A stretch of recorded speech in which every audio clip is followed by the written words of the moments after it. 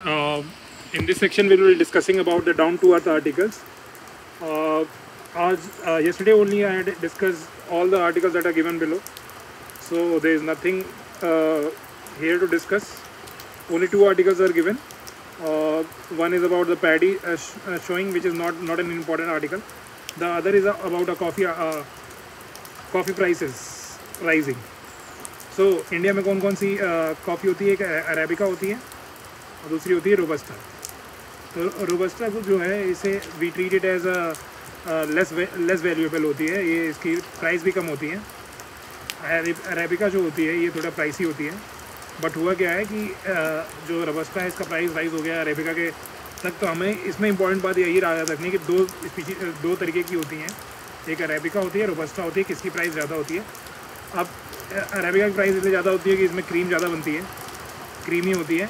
और तो हमें कॉफ़ी के बारे में याद रखना है कि कॉफ़ी कहाँ कहाँ होती है इंडिया में और कौन कौन से स्टेट हैं. तो पहला तो कर्नाटक है, तमिलनाडु, केरला. कर्नाटक जो है वो 70% करता है और हम वर्ल्ड का 15% जो है एक्सपोर्ट करते हैं.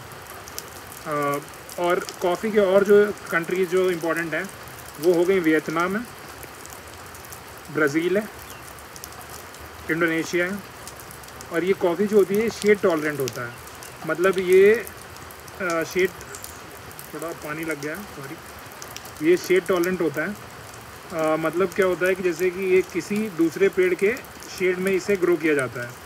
डायरेक्ट सनलाइट इसके लिए हार्मफुल होती है. तो ये शेड में तो इसके साथ एक और क्रॉप भी ग्रो की जाती है और इसको ज़्यादा कोई हाई टेम्परेचर नहीं चाहिए होता है, माइल्ड टेम्परेचर चाहिए होते हैं. तो हुआ क्या है कि वियतनाम, ब्राज़ील और इंडोनेशिया में क्या हुआ है कि एल नीनो की वजह से जो ड्राउट आया है उसकी वजह से इसका प्रोडक्शन कम हो गया है, जिसकी वजह से इंडिया की जो रोबस्टा कॉफ़ी है इसका भी डिमांड इंक्रीज़ हो गया तो उसकी प्राइस इंक्रीज़ हो गया. तो बस आपको इतना प्रीलिम्स के लिए याद रखना है कि दो तरीके की कॉफ़ीज़ होती हैं. रोबस्टा जो होती है अरब, आप ऐसे याद रख सकते हो कि अरब लिखा हुआ है. यहाँ पर लोग थोड़े अमीर हैं तो ये प्राइसी हो गई. और जो रोबस्टा है वो थोड़ी सस्ती होती है. और कौन सा स्टेट है हमारे यहाँ? कर्नाटक. बस दैट्स इट फॉर प्रीलिम्स. और इसके अलावा डाउन टू अर्थ में आज के लिए कुछ इंपॉर्टेंट नहीं है. Thank you.